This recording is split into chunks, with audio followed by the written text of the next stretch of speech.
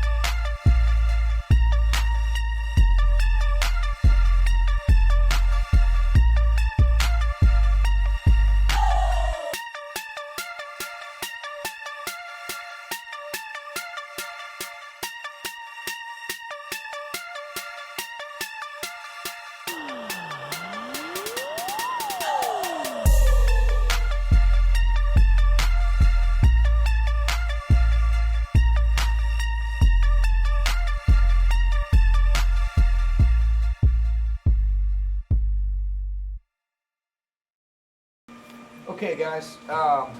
Taylor Rapp was a DNP with his shoulder, Greg Gaines with his hand, and then Van Jefferson with the rest. Everybody else was full today. You still think Gaines is on track to play? I do. And Taylor, what's the situation? It's kind of just being precautious, so I feel good about him as well. Yeah, you think he'll go? Yes, I do. Can you give us an update on Cam's progression, and does Daryl's injury maybe make this thing come forward this weekend? It doesn't, because I think, when you look at it, it's amazing for Cam to even be out here doing what he's doing. He's an incredible kid. The way that he's attacked this rehab has been really impressive. And he's been impressive from day one, ever since he got here as a rookie. What he did as his rookie year progressed, where we really leaned on him. Then to have the injury and how quickly he's come back, and you just see him out here moving around. I mean, he's an incredible athlete. But that has nothing. Daryl's injury has nothing to do with the progression as far as Cam goes. This is a significant injury that he's coming back from. Want to make sure we're checking all the boxes. He's felt good. He's looked good. Whether that means he goes this week or not, we've still got some time to make that determination. Sean, in your career, have you seen as much change in terms of practice, rescheduling, COVID? No chance. And so do you feel like, are you concerned, I should say? No. If anything, Kirk, what I would say is the way that these guys have handled it just gives you that much more conviction, belief in their ability to handle the ebbs and flows and what's been an extremely uncertain last few weeks for us. And they've just been able to handle this great. I think it's a real reflection on the leadership from our players, the maturity of our guys. We're here today, because we've got weather and the fields are flooded at our practice. But, them being able to handle the Zoom meetings, the guys that have come in and out of the lineup, I think that's really built a resilience and armor for our football team. I love the way that we navigated through a really tough month of November, and we stayed inside out, never really saw any sort of flinch from our guys, from our coaches. And then the month of December was definitely challenging, but very rewarding in the same sense. And so want to make sure that we keep this momentum going in the month of January. We've got a great football team, really tough. Always had tremendous respect for this organization, Coach Harbaugh, the way that these guys compete in all three phases, and we know we got to be at our best to come away and get our 12th win. Sean, we haven't spoken to you since the news, but I wondered if you had a few thoughts on the passing of Yeah, Coach Madden, what an incredible influence he had on the game. I was really too young to know how great he was as a coach, but you hear the stories. I even read an article the other day about just, when an opposing player got injured, the care that he demonstrated for that guy, going and visit him at the hospital. I think he hurt his neck, and he went and visited him and offered his family, their car and his car and things like that. But what a great man. You talk about somebody that really cared about his players, helped bring out the best in everybody. I think that's the ultimate sign of a great coach. And then you could feel when he was an announcer, he and Pat Summerall, just the energy, the enthusiasm, the love that he had for this game. When you talk about one of the all-time great ambassadors for this game, John Madden checks all those boxes. I never got a chance to meet him, but my grandfather just speaks so glowingly of him. And whether it's a coach, a broadcaster, what he was doing, after that, just a tremendous man, and really, just thoughts and prayers for his family. But what a great legacy he's left. Jalen Ramsey was talking about Cam Akers, with whom he feels some kinship. And he was saying he's still working to get back. Is it your feeling that he's still working to get there? You mean 5 months post Achilles surgery? Well, I understand, yeah, but I mean, you have been talking about him maybe playing this week. Yeah, I think, here's the hard thing, Kevin, at this point in the year. To truly simulate game-like atmospheres and environments in these settings is very difficult. We're not tackling, we've really exhausted all the opportunities we have to even wear pads. And so there's some challenges. You can see the movement, all those things are natural. The thing that's so challenging about football when you're coming off an injury like that is so much of what the running back position entails is unscripted movements, reactionary things, playing underneath yourself. And so I think in those instances, he's getting himself comfortable, Some of the scripted movements, he looks incredible, but it's like anything else. I mean, for him to even be out here, I think is such a testament to him, to our medical group, and whether or not that means he goes this week, in a couple weeks, but he belongs. He's a special player, and we do want to be smart with it. But I think like anything else, just getting comfortable. Anytime that you have an absence from practicing in general, let alone the type of injury that he's coming back from, I think that's a fair statement from Jalen. Sean, this week kind of opens that period that you know all too well at this point, where phone calls can be made to your assistant coaches. Yeah.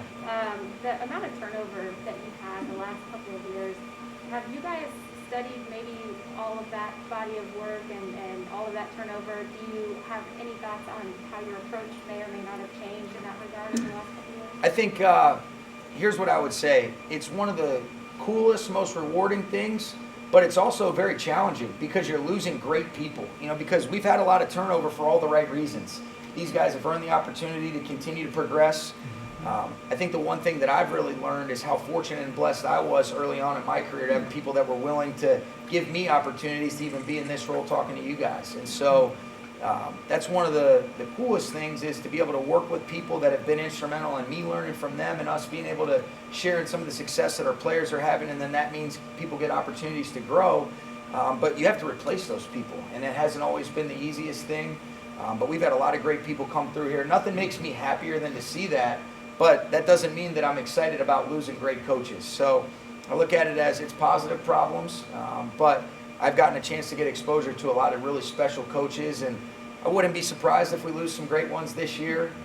And I'll be happy, but I'll be disappointed, that I don't get to work with those guys anymore. But it'll be an opportunity for other people to, to get a chance to connect with them. And if that happens, then it's a good thing. It's bittersweet. Sean, the Ravens have lost 4 straight games, and you guys are playing in their stadium. How dangerous does that make the Ravens? No, they're very dangerous, and whether or not they've come off of a losing streak or a winning streak, they're always ready to go. And they've had some guys that haven't been available. Like I said, Coach Harbaugh always does a great job having them ready to go. They're well coached in all 3 phases. They're very disciplined. They're very tough. And that they're kind of fighting for their playoff lives right now. And so it's going to be a phenomenal challenge for us. We've got to be at our best in order to come away with, the result that we're seeking. But I got so much respect for these guys, and kind of like Jalen alluded to, the last time we saw them, it was a very humbling night for us. Coach, whether you face Huntley or Lamar, they both have the ability to go off script. They do. And make a big play with their feet. That first game against the Cardinals here, Kyler Murray gave you problems, but then you got him in check. And in the Seattle games, you did a great job. Sorry, the name is Russell Wilson. Did a great job against Russell Wilson. What's been the adjustment, or has there not been an adjustment? It's just been more discipline. Yeah, I think it's following through in the keys, being able to kind of level off our rushes, keep the integrity of what we're hunting up, depending upon what Raheem calls defensively. But, whether it's Lamar or Huntley, like you mentioned, these guys have tremendous ability to create off schedule. I think Coach Roman does a great job with the run design. Really, they put a lot of pressure on you schematically. And even different than Kyler and Russell, there's quarterback design runs that really stress you because you're in a lot of instances, sometimes a man short. But it's going to be a great challenge. We got to do a great job on those early downs. And whether it's Lamar or Huntley, they both pose great challenges for us. Sean, with the ideal situation, if he's ready for Cam to come back for the playoffs, all things being equal, would that be the ideal situation for you guys? I would say this. I think realistically, the target's always been potentially the Niners game, and then if now that we've gotten into the playoffs, and so we're really just taking it a day at a time. Not ready to officially rule him out for this week yet either, but that was kind of always the timeline that we've had in place. He has definitely exceeded our expectations to even be available at this point, and so but I would say the Niners game of the playoffs is kind of what we've always kind of pinpointed as the potential spots, but the way that he practiced last week made this week a possibility as well. Okay? Thanks, guys. Player of the month level, Aaron, and every other month of the year, Aaron? I don't think so. But stats, I guess, it's what gave him the award this time, even though he always has, the most effect on the game of anybody in the NFL, and effect on his teammates, opening up plays for other people. That doesn't show up in a stat sheet all the time. That's why, I hate stats a lot of times. That's why Coach Ross says stats are for losers sometimes, because sometimes that's true. His effect on this whole defense, and especially that D-line, can't be measured all the time just by stats. But when you turn on the film, you see him get triple teams and opening up plays for other people. But he didn't have 6 sacks last month, however many sacks he had last month. But you turn on the film, he was probably making just as big of an impact as he was this month that he got the honor. But it is nice to get honored in that way and for it to be recognized. And so I'm happy for him. It's crazy that this was only like his third one or something like that. That's insane. So that just goes to show you like how that can be sometimes. Jalen, as far as your opening this weekend, we don't know which quarterback will be playing Sunday, but their wide receivers are very talented. Marquise Brown is close to 1,000 yards this season. What kind of challenges do they present? Yeah, they got some good receivers, some talented receivers, some receivers who have been high draft picks, first rounders. Then they have a really good tight end as well to go with their receiving corps. So they present some challenges. They all have kind of different skill sets a little bit. Hollywood got some speed on him, can make plays, gets the ball in his hands, get him in some space. Mark Andrews obviously is probably their favorite target, their key guy. They want to get it to him a lot. So yeah, they definitely present some challenges, but it's our job to be up to that challenge. So hopefully we will be. Jalen, have you you've been around a lot of great athletes for a long time. Have you ever seen anything like Cam Akers coming back from Achilles in 5 months? What do you think about that? Cam's still working to get back. Let me say that. He's still working to get back. I kind of, personally, I don't like the perception that kind of like he already back or that he may be getting pushed to come back or anything like that. No, it's a process, and it's a journey that he'll continue to go on. He'll continue to grind and rehab, and when the time is right for him to be feeling 100% and ready to come back and contribute to the team, obviously we don't welcome him back, but we don't want him not feeling good. Cam young, he got a long career ahead of him. Obviously, I feel personally, I feel maybe different than other people about Cam because like that's my little brother for real. Like that's my guy, so I'm trying to think more than just short term for Cam. He young, he in year 2. He got his whole career ahead of him. I definitely don't want Cam to feel like anybody is rushing him back. That his journey needs to speed up at all. He just needs to keep doing what he's doing. He's working extremely hard. He's gifted, obviously, God gifted. And when the time is right and when he's feeling good, we'll definitely love to have him back. But nothing that he does surprises me or amazes me just because I know what type of guy he is. And he gifted, obviously. He's gifted by God. And he works extremely hard. He's a dog. So he's been attacking the whole process along the way. And he'll continue to do that. That's one thing I know about him for sure. Especially as your position evolved and changed, there's a lot of opportunity to kind of battle in live, whenever you guys did have live reps in training camp against Cooper Kupp, and I know you guys went back and forth on a couple of them as well. I strapped that man Cooper, man. I'm playing At that time, I mean, just you could feel it across the field, the intensity of those matchups. At that time, did you even think or know something about what the season that he was about to have before it happened because of the intensity of those things? Had a feeling, but didn't know it would be anything of this magnitude.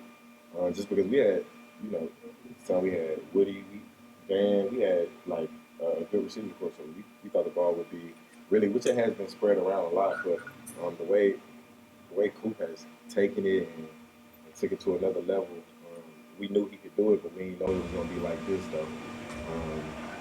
And honestly, I hope, selfishly, I know Coop one of the most unselfish guys, which is great for the team. But when Coop balling, we balling, right, as a team. So selfishly, I hope Coop break the record this week. I hope Coop go crazy this week, the next week, every playoff game. Just because when him and Steph do have a lot of success, we have a lot of success on the offensive side of the ball as well. So I know I'm rooting for him to break that record, and honestly, as many records as he can break, that would be dope. For a guy who, sometimes the offenses on the field, you're watching some of those like highlight reel moments or him springing open somehow. Is there one or two that come to your head that you're like, yeah, I'll remember that one for a while? I don't know if it's a specific one or two, but it's been a few times this year where Coop's shown his speed a little bit. I remember a lot in training camp.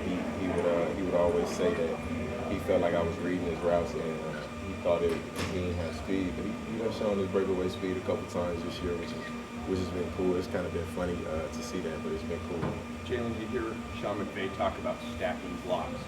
For you guys defensively to continue to do that so you can get to a Super Bowl and win, what has to happen between now and the playoffs?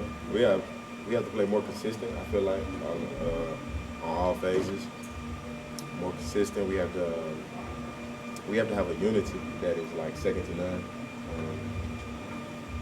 Through the highs and the lows, we gotta have a unity that is like unbreakable. And we honestly kind of want it more than other people. That's a big part of it. We gotta have that heart about us. And then obviously, of course, football has to take care of itself as well. So we have to try to be elite on all aspects. Jalen, Last one. if I'm not mistaken, this is going to be the first time you're going to play against Lamar Jackson if he plays. If that is the case, what have you seen from him, and what's going to make him a challenge?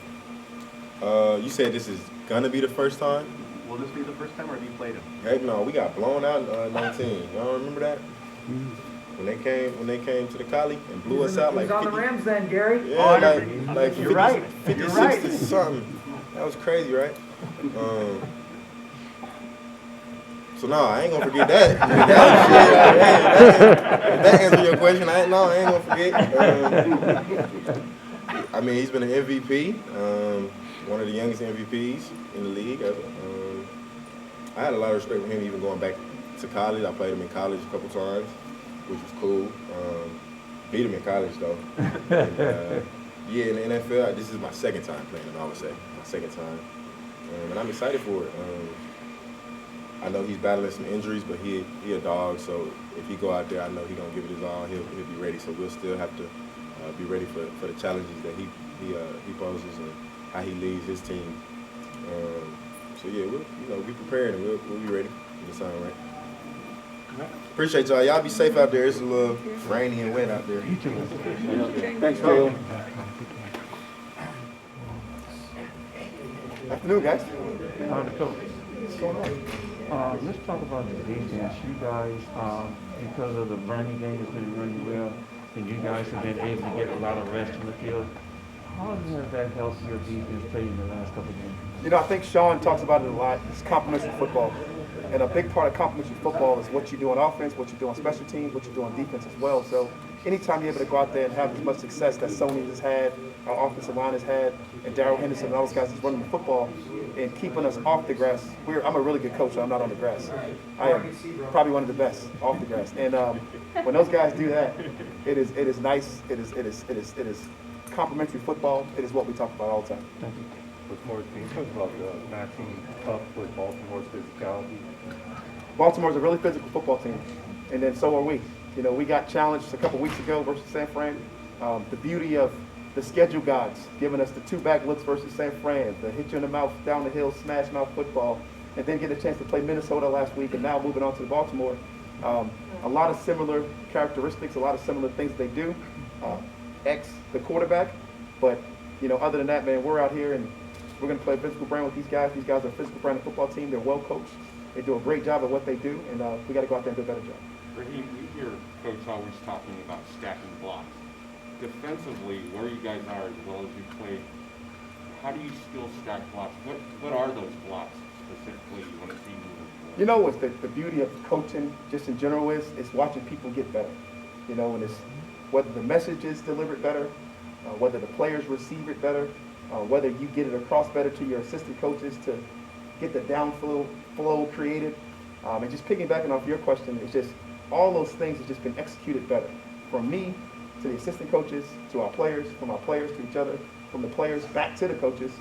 I think that type of communication is what you make better. And when you stack in those blocks, that communication continues to grow. And then you get defensive player of the month, and you get Ramsey, who's able to communicate how you're thinking and where he should play and how he can move and what he can do better. And just all the way across the board, I think that's been just getting better.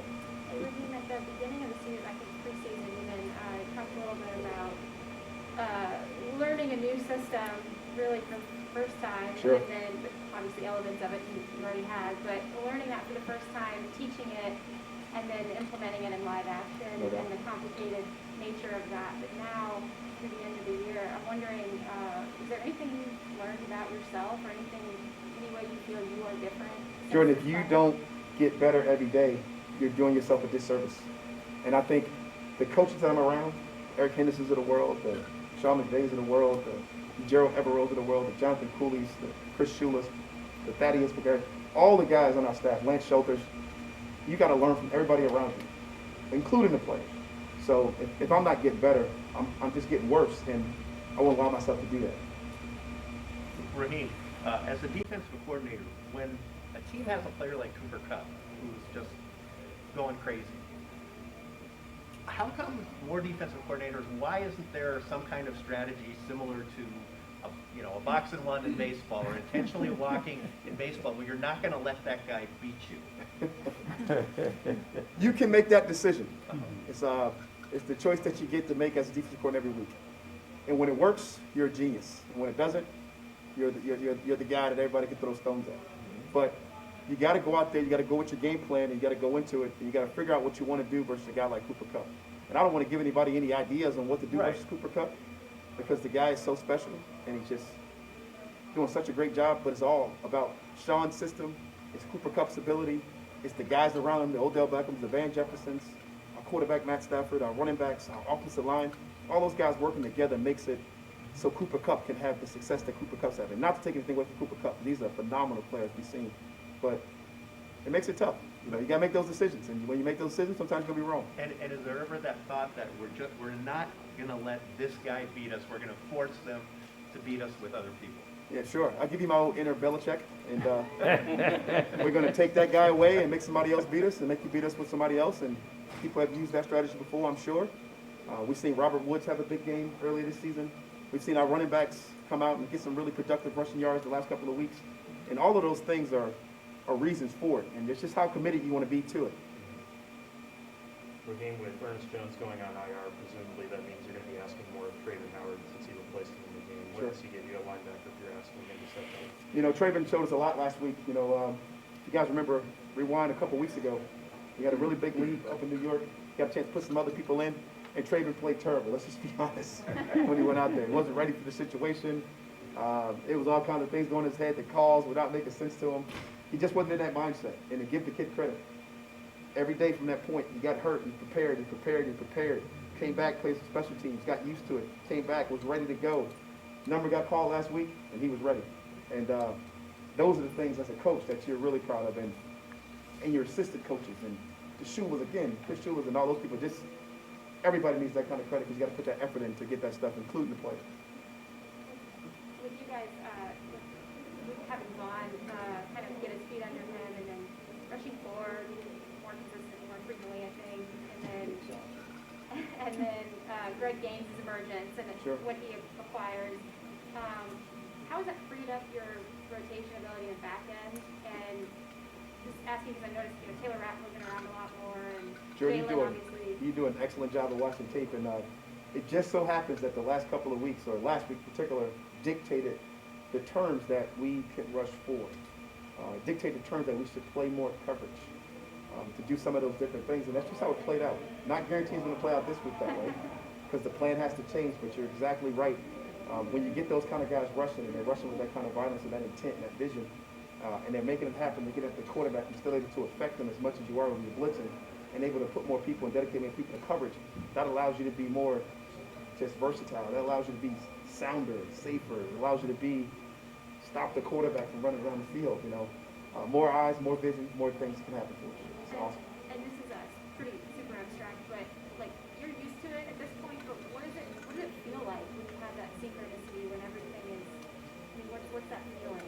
It's a really calming feeling for me as a coach. It's if you ever see the coach that's over exuberant on the sideline, he's trying to get something going.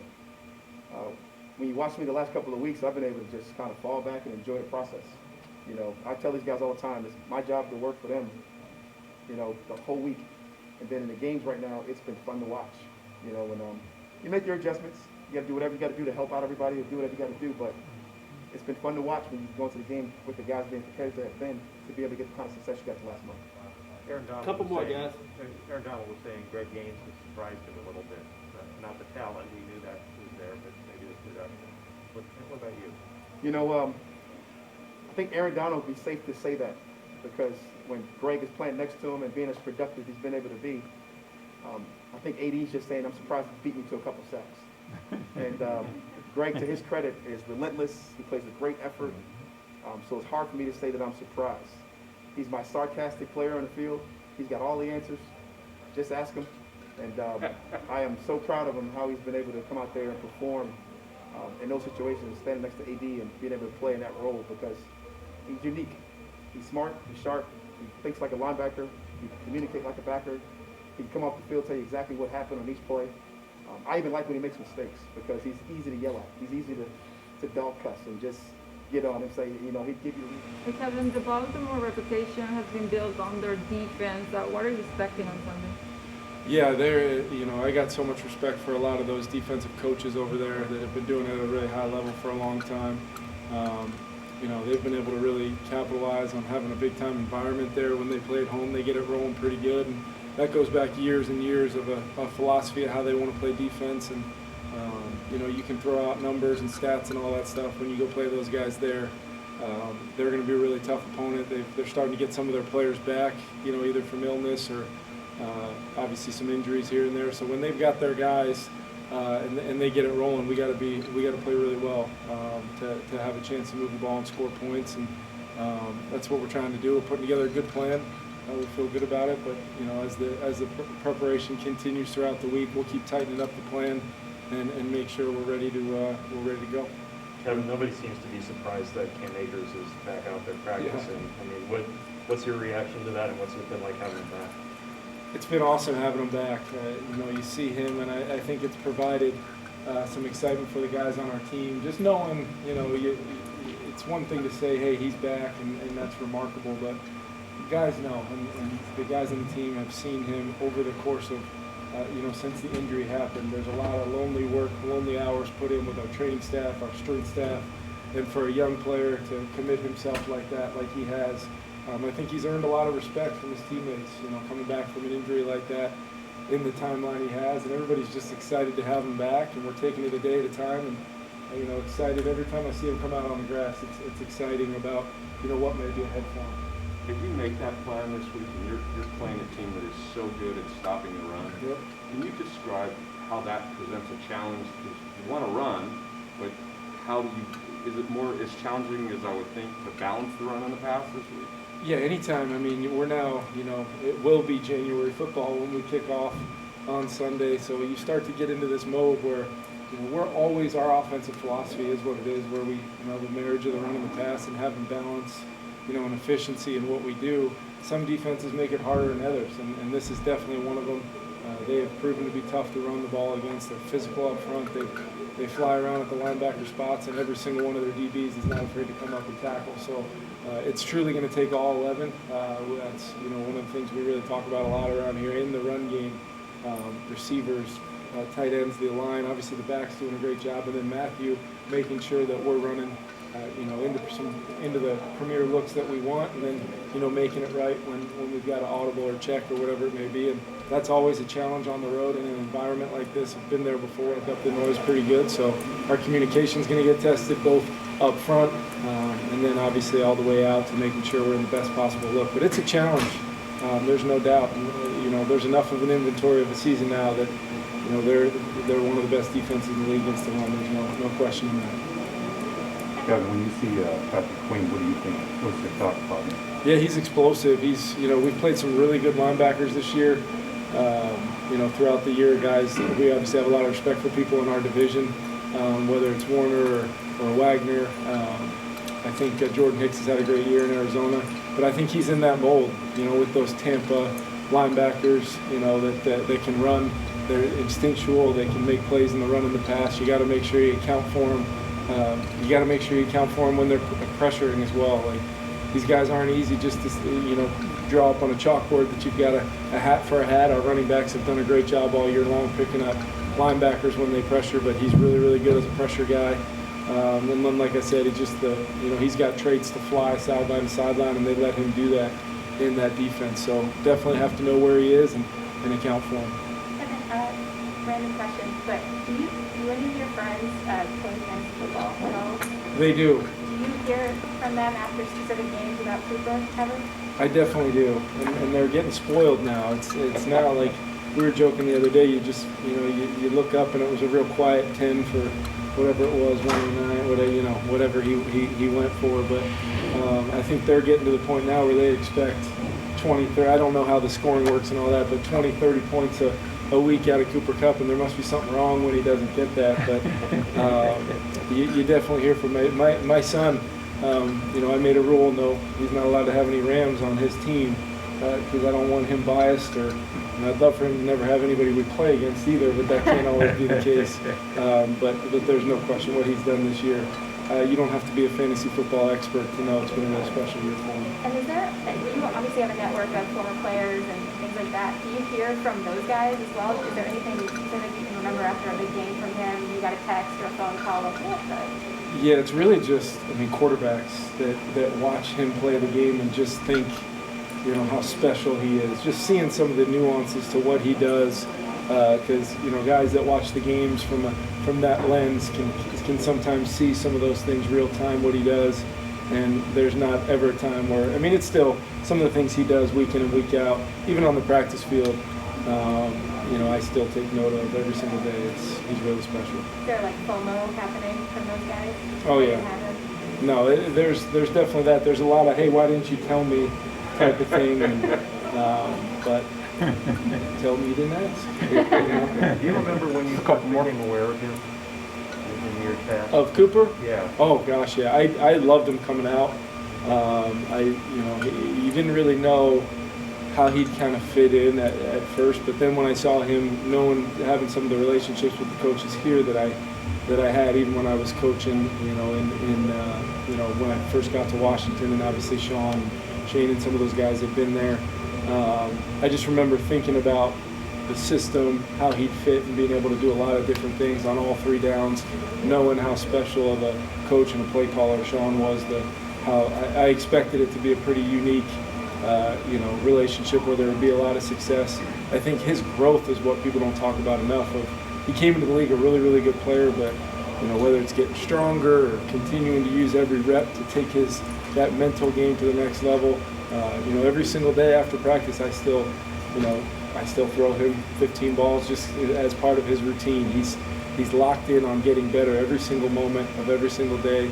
And Sundays are easy for him because his preparation is what it is. He kind of played it down a couple of months ago when I asked him about it. But did he actually get bigger this offseason? I think so. I'm sure that sounds about right that he would play it down, but I think he did. I just see his impact in the run game, the way we're able to use him in a lot of different ways. He's probably, if not the best, one of the best yards after catch receivers, making people miss after contact. But it's not always making them miss. Sometimes it's just running through contact with the ball in his hand. He's definitely one of the toughest tackles out there for guys, and that's not just my opinion. I've talked to defensive guys about it, and they're shocked at just how much he's able to do with the ball in his hands after the catch. Kind of along that thread, but you've seen the yards after catch for a couple years at this point, but does it seem like he's throwing out more stiff arms this year than he has in previous years? Or? I can remember some angry ones where I didn't know he had. I think back, we've got it blown up on. I think it's in Coach Yarber's office. We got a picture from Indianapolis when he caught a ball up the left sideline there, and there was some anger behind that stiff arm that we've got kind of freeze framed now. And it's even when he looks at it, he doesn't really know what guy he's looking at. But that's a lot of our guys. They're so competitive and they step in between the lines, and you find out what they're all about.